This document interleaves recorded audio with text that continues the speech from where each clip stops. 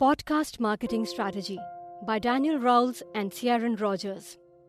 अपने बिजनेस को सपोर्ट करने वाला बेस्ट पॉडकास्ट बनाने के लिए जरूरी है कि आप अपने गोल्स को क्लियर रखें। सबसे पहले हम आपको ये क्लियर कर दें कि आखिर पॉडकास्ट होता क्या है, क्योंकि इस समरी के दौरान हम बहुत बार इस वर्ड का यूज करने वाले हैं। पॉडकास्ट डिजिटल ऑडियो फाइल्स का एक कलेक्शन होता है जो कि इंटरनेट के हेल्प से डाउनलोड किया जा सकता है। अब आपको लग रहा होगा कि इंटरनेट पर तो ऐसे बहुत से पॉडकास्ट मौजूद होंगे जो कि सिमिलर हों। बिल्कुल, ऐसे बहुत से सिमिलर पॉडकास्ट इंटरनेट पर मौजूद हैं, लेकिन हम सभी को पता है कि हमें किस तरह का पॉडकास्ट पसंद है। हमें जो पसंद है वो हमारे लिए सबसे अलग है। अब इम्पोर्टेंट ये है कि हम इस सभी पॉडकास्ट की सक्सेस से क्या सीख सकते हैं। सभी पॉडकास्ट में एक चीज सिमिलर होती है और वो ये कि उन सब में गोल्स क्लियर तरीके से डिफाइन होते हैं। और अगर आप भी अपने लिए पॉडकास्ट क्रिएट करने की सोच रहे हैं तो जरूरी है कि आप भी इस रूल को फॉलो करें। आपका पॉडकास्ट ऐसा होना चाहिए जो कि आपके बिजनेस को सपोर्ट करे। हालांकि ये अपने आप नहीं होगा। अगर आप एक अच्छा प्रोग्राम बनाना चाहते हैं तो आपको ये क्लियर होना चाहिए कि आपको क्या अचीव करना है। आपके माइंड में आपका अल्टीमेट गोल बिल्कुल क्लियर होना चाहिए। एग्जाम्पल के लिए सोचिए कि क्या आप ऑनलाइन सेल्स से डायरेक्ट इनकम जनरेट करना चाहते हैं या फिर आपका कोई लॉन्ग टर्म का प्लान है। आपका ऑब्जेक्टिव जो भी हो, अपनी पॉडकास्ट को डिजाइन करने के लिए जरूरी है कि आपका गोल आपके माइंड में क्लियर हो। उसके बाद जरूरी है कि आप अपने गोल को कंटेंट के साथ सही से कनेक्ट करें। याद रखिए कि लोग सिर्फ कंटेंट देखना चाहते हैं। अच्छा कंटेंट हमेशा सुनने वाले का ट्रस्ट गेन करता है। अगर आप अपनी पॉडकास्ट की हेल्प से ऐसा कर पाते हैं तभी आप अपने गोल्स की तरफ कदम बढ़ा पाएंगे। कंटेंट और गोल एक दूसरे के साथी होते हैं। अगर आपकी पॉडकास्ट में कंटेंट अच्छा है लेकिन उसका आपके गोल से कोई कनेक्शन नहीं है तो इससे आपको कोई फायदा नहीं होगा। और अगर कनेक्शन है लेकिन कंटेंट ही खराब है तो भी कोई फायदा नहीं होगा। अपने फेवरेट पॉडकास्ट के बारे में सोचिए और फोकस करिए कि वो किस तरह अपने कंटेंट को अपने गोल से कनेक्ट करते हैं। इससे शायद आपको कुछ हेल्प मिले। अगर आपको एक पॉपुलर पॉडकास्ट क्रिएट करनी है तो आपको ये जानना जरूरी है कि लोग आखिर पॉडकास्ट सुनते क्यों हैं। सभी पॉडकास्ट में एक चीज कॉमन होती है और वो ये है कि उनके पास एंगेज्ड ऑडियंस होती है। अब आप सोच रहे होंगे कि एंगेजमेंट क्या होता है। एंगेजमेंट का मतलब होता है कि लोग आपकी बात को सुने और उसको शेयर करें और लोगों से उसके बारे में बातें करें। लेकिन यहीं पर बात थोड़ी बिगड़ती है। इंटरनेट पर सुनने के लिए न जाने कितना डेटा अवेलेबल है, तो आप यूनिक कैसे रहेंगे। इस समरी में हम आपको यही बताने वाले हैं कि किस तरह से आप अपनी ऑडियंस को एंगेज कर सकते हैं। पहले एक सिंपल सवाल सुनिए। हम पॉडकास्ट ऑडियंस के बारे में क्या जानते हैं? हमें बस इतना पता है कि वो भी इंसान हैं। हमारी तरह ही उनके पास उनके अपने काम हैं। इसका मतलब है कि उनके पास टाइम लिमिटेड है। जब भी वो किसी पॉडकास्ट को सुनने जाते हैं तो सबसे पहले उनके मन में यही सवाल रहता होगा कि आखिर इस पॉडकास्ट से मुझे क्या फायदे होने वाले हैं। ये इम्पोर्टेंट भी है क्योंकि बहुत सारे पॉडकास्ट अवेलेबल हैं ऑनलाइन। हम सब तो सुन नहीं सकते। हालांकि इस बात में भी पूरी सच्चाई है कि अभी भी ग्रोथ करने के चांस उस फील्ड में मौजूद हैं, लेकिन कंपटीशन बहुत हाई है। अगर आप चाहते हैं कि लोग आपकी पॉडकास्ट को सुने तो जरूरी है कि आप अपनी पॉडकास्ट की हेल्प से उनकी लाइफ में कुछ वैल्यू ऐड करें। हो सकता है आप अपनी पॉडकास्ट के जरिए उनको एंटरटेन करें, कुछ लर्न करा रहे हैं या फिर उनके लिए सोशल कनेक्शन जनरेट कर रहे हैं। कुछ भी हो सकता है, लेकिन आपकी पॉडकास्ट से उनको बेनिफिट होना चाहिए। आपको सिर्फ इस बात पर फोकस नहीं करना है कि आपकी पॉडकास्ट सुन कौन रहा है, बल्कि ये भी जानना है कि उसे किस तरह से सुन रहे हैं। कुछ लोग कंप्यूटर पर सुनते हैं, कुछ अपने स्मार्टफोन पर। अगर आप इस चीज पर फोकस नहीं करेंगे तो हो सकता है कि आप पोटेंशियल लिसनर्स से दूर रह जाएं। अगर आपका पॉडकास्ट ज्यादा लंबा है तो भी हो सकता है कि ज्यादा लोग उसको ना सुने। इस प्रॉब्लम को अवॉइड करने के लिए आप एक एक्सरसाइज की हेल्प ले सकते हैं। सबसे पहले उन अलग अलग तरह के लोगों के बारे में सोचिए जो कि आपकी ऑडियंस का हिस्सा बनने वाले हैं। अब उन सभी को नाम दीजिए और खुद से सवाल करिए कि उनके गोल्स क्या हैं, उनका स्केड्यूल क्या है, उनकी सोशल मीडिया चॉइसेस क्या हैं। क्या आपका फॉर्मेट उन अलग अलग तरह के लोगों को सूट करता है? ऐसा भी नहीं है कि आप सबको हमेशा खुश रख सकें, क्योंकि सबकी चॉइस डिफरेंट होती है। लेकिन इस एक्सरसाइज से आप एक स्ट्रैटेजी डेवलप कर सकते हैं जो एक अच्छी पॉडकास्ट जनरेट करने में आपकी हेल्प करेगी। ऑडियंस बिल्ड करने का सिंपल मतलब यही होता है कि आप अपने लिसनर्स को कुछ ऐसा रीजन दें जिससे कि वो आपके साथ स्टिक करें। मान लीजिए आपकी पॉडकास्ट रेडी है और रन कर रही है। ये काफी इम्पोर्टेंट है, लेकिन इसके बाद भी आपको एक लंबा सफर तय करना है। अब आपको नीड है एक स्ट्रॉन्ग फैन बेस की। तो आखिर आप किस तरह से अपने आइडिया को एक लार्ज और लॉयल ऑडियंस में कन्वर्ट करेंगे? सबसे पहले बात करते हैं डिस्कवरी की, कि किस तरह से लिसनर्स आप तक पहुंचेंगे। डिस्कवरी डिपेंड करती है कीवर्ड्स और सर्च इंजन ऑप्टिमाइजेशन जैसे कुछ फैक्टर्स पर। अगर कोई इंसान आपके टॉपिक से रिलेटेड कुछ सर्च करता है तो जरूरी है कि आपका वेब पेज सबसे पहले उसके सामने आए, और उसके लिए इम्पोर्टेंट है कि आपके पास एक अच्छा वेब पेज हो। एक अच्छा वेब पेज वही होता है जो रेगुलर बेसिस पर अपडेट होता रहता है और मेटा टैग्स कंटेन करता है। मेटा टैग का मतलब है कि ऐसे कुछ टेक्स्ट जो कि यूजर को बताएं कि आखिर कौन सा एपिसोड किस टॉपिक के ऊपर है। ऐसा करने से आप लोगों के लिए अपनी पॉडकास्ट तक पहुंचने के सफर को आसान बना पाएंगे। हालांकि ये भी जरूरी नहीं है कि हर कोई सर्च इंजन की हेल्प से आपके पॉडकास्ट तक आए। कुछ लोग पॉडकैचर जैसी चीजों का यूज करते हैं। ये एक प्रोग्राम है जहां से पॉडकास्ट को डाउनलोड किया जा सकता है। अपने लिसनर्स तक पहुंचने के लिए जरूरी है कि आप अपना पॉडकास्ट प्रोफेशनल और डिस्क्रिप्टिव रखें। भीड़ से अलग दिखने के लिए आपका पॉडकास्ट आपकी हेल्प करेगा। चीजों को स्पेसिफिक रखने की कोशिश करें। यहाँ पर जरूरी है कि आप अपनी चॉइस पर ट्रस्ट रखें और कोशिश करें कि अपनी ऑडियंस को वो वैल्यू प्रोवाइड करें जिसकी उनको तलाश है। सबसे लास्ट में आता है कंसिस्टेंसी। इसमें बात आती है फॉर्मेट की।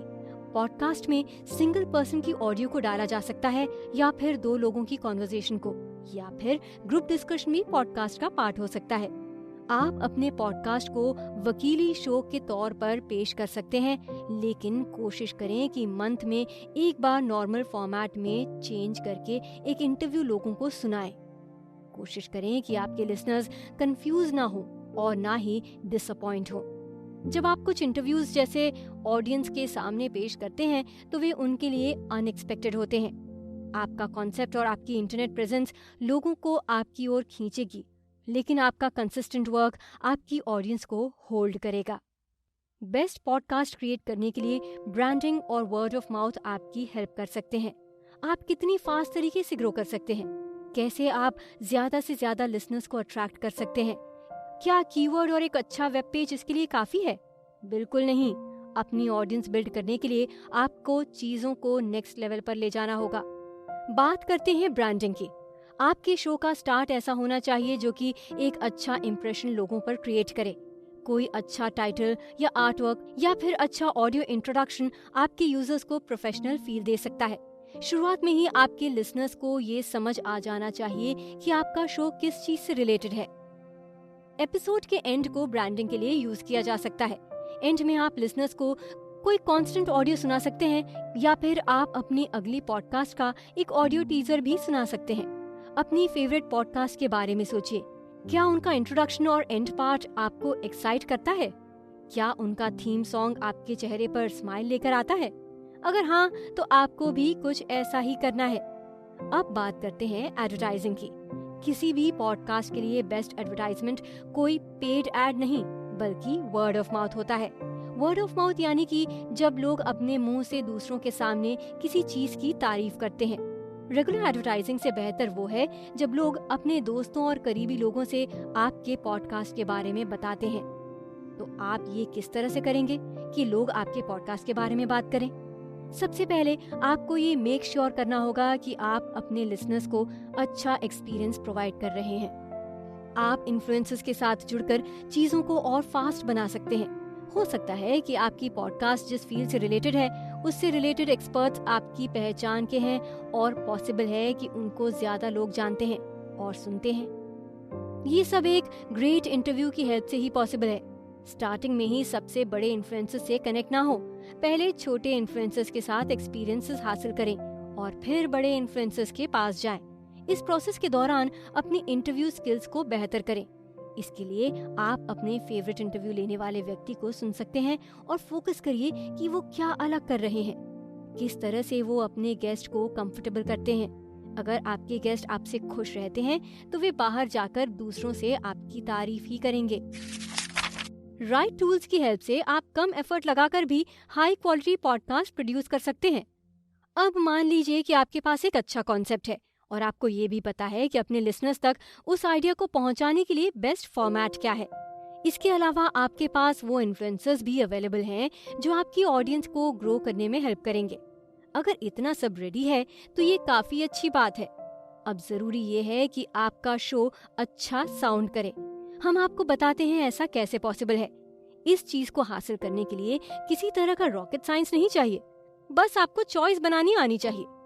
आपको एक ऐसी ट्रिक पिक करनी है जो आपके लिए वर्क करे और इसके लिए आपको थोड़ा एनालिसिस करना होगा। जब भी आप रिकॉर्डिंग करते हैं तो दो जो सबसे इम्पोर्टेंट फैक्टर्स होते हैं वो होते हैं किस माहौल में आप रिकॉर्ड कर रहे हैं और रिकॉर्डिंग के लिए किस तरह का माइक्रोफोन यूज कर रहे हैं। एक बात याद रखिए कि हो सकता है आपके पास रिकॉर्ड करने के लिए बेस्ट माइक्रोफोन अवेलेबल हो, लेकिन उसका कोई फायदा नहीं होगा अगर माहौल सही नहीं रहेगा। माहौल से हमारा मतलब है शांति वाला वातावरण। आपको बाहर की आवाजों को कम से कम रखना है। इस चीज को आप टेस्ट भी कर सकते हैं। पहले अगर आपके यहाँ पर बाथरूम में टाइल्स लगे हों तो वहाँ पर कुछ रिकॉर्ड करिए। उसके बाद बाहर आके रूम में कुछ रिकॉर्ड करिए। आपको डिफरेंस साफ नजर आएगा। अब बात आती है माइक्रोफोन की। आपका माइक्रोफोन कैसा होना चाहिए ये इस बात पर डिपेंड करता है कि आपको उसका यूज कैसे करना है।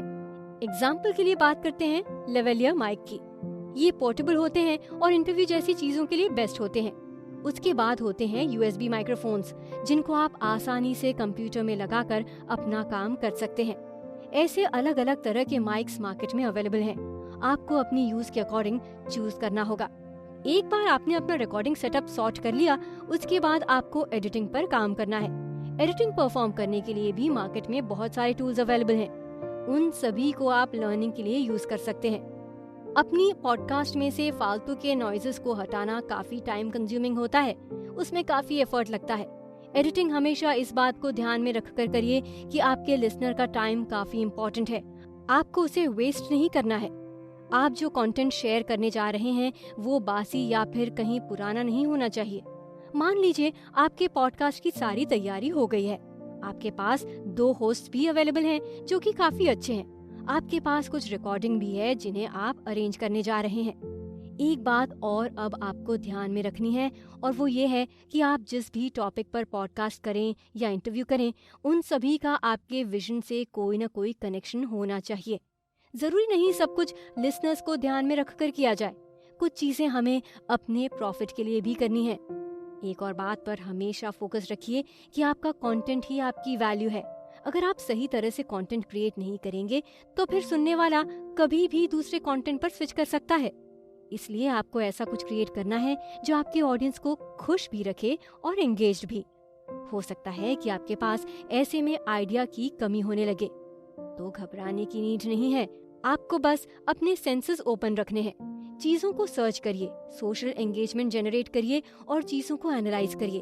अपनी ऑडियंस को जानने के लिए जरूरी है कि आप उन्हें सुने। अपने एरिया को जानने का मतलब है पढ़ना और सुनना। ऑडियंस मौजूद ही इसलिए होती है ताकि उनको एंटरटेनमेंट मिले, उनको किसी चीज में एंगेज किया जाए और उन्हें कुछ सीखने के लिए मिले। आपके हर पॉडकास्ट का प्राइमरी गोल भी यही होना चाहिए। पूरी पॉडकास्ट के दौरान इस चीज से अपना ध्यान न हटने दें। हाँ, स्पॉन्सर मैसेज आप बीच बीच में डाल सकते हैं। अगर आपका फोकस वैल्यू पर रहेगा तो ऑडियंस से आप जो भी करवाएंगे उन्हें वो एडवर्टाइजिंग नहीं लगेगा। उन्हें लगेगा कि वो आपसे कनेक्ट हो रहे हैं। अपने लिसनर्स के बिहेवियर को ट्रैक करके आप उनके प्रेफरेंसेस के बारे में जान सकते हैं। आपकी पॉडकास्ट कहाँ पर सुनी जाएगी? लाजमी है कि आपके पॉडकास्ट एप्लीकेशन पर वो आएगी कहाँ से? इसके लिए आपको नीड होगी RSS फीड्स की और इसके अलावा आपको वेब स्पेस की भी जरूरत होगी अपनी फाइल्स अपलोड करने के लिए। आप अपनी फाइल्स खुद होस्ट कर सकते हैं, पर ये काफी एक्सपेंसिव हो सकता है कुछ लिमिटेशंस की वजह से। अगर 30 MB की फाइल को बहुत बार डाउनलोड किया जाता है तो इस वजह से आपको प्रोवाइडर को काफी बिल देना पड़ सकता है। अच्छी बात यह है कि इस तरह की बैंडविड्थ को हैंडल करने के लिए बहुत सारी सर्विसेज अवेलेबल हैं और उनके पास ऐसे बहुत से टूल्स हैं जिनकी हेल्प से आप अपनी ऑडियंस को जान सकते हैं। अगर आपका होस्टिंग प्रोवाइडर अच्छा है तो आपको मंथली फीस देने में कोई दिक्कत नहीं होगी। होस्टिंग प्रोवाइडर का काम होता है आपके शो को अलग अलग प्लेटफॉर्म्स पर डिस्ट्रीब्यूट करना, सोशल मीडिया पर आपके कंटेंट को पुश करना, डाउनलोड स्टेटस को ट्रैक करना और हाँ, इसकी कोई डाउनलोड लिमिट भी नहीं होती। ये जो स्टैट्स प्रोवाइड करता है वो भी काफी वैल्यूएबल होता है। अगर आप अपनी ऑडियंस को जानते हैं तो इसका मतलब आपको पता है कि उनको कौन सा टॉपिक पसंद है और कैसे उनको एंगेज रखा जा सकता है।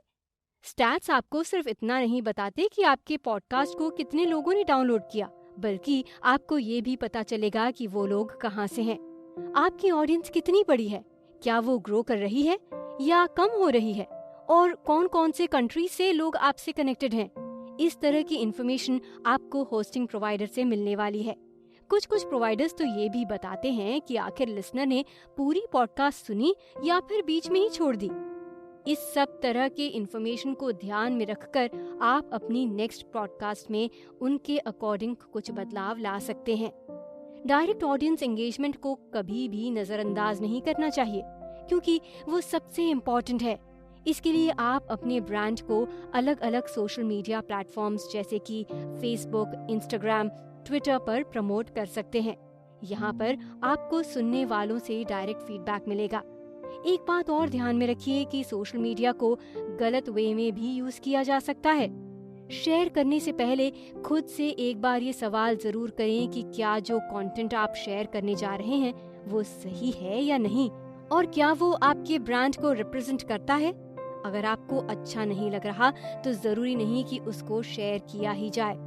अगर आपको अपनी पॉडकास्ट की हेल्प से अपने बिजनेस को सपोर्ट करना है तो उसके लिए जरूरी है कि आपकी पॉडकास्ट रेवेन्यू जनरेट करे। Time is money. अगर आप अच्छी पॉडकास्ट क्रिएट कर रहे हैं और उसकी वजह से बार बार आपकी ऑडियंस आपकी तरफ अट्रैक्ट हो रही है तो ये समझ लीजिए कि अब उसकी हेल्प से पैसे कमाने का टाइम आ गया है। हालांकि ये कुछ चीजों पर डिपेंड करता है।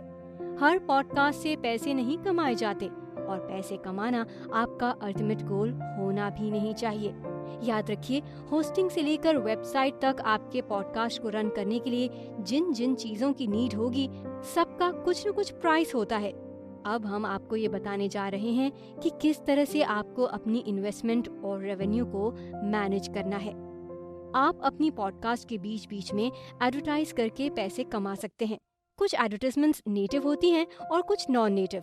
नेटिव वो होते हैं जो कि सुनने में ऐसे लगेंगे कि वो आपके पॉडकास्ट का ही पार्ट है।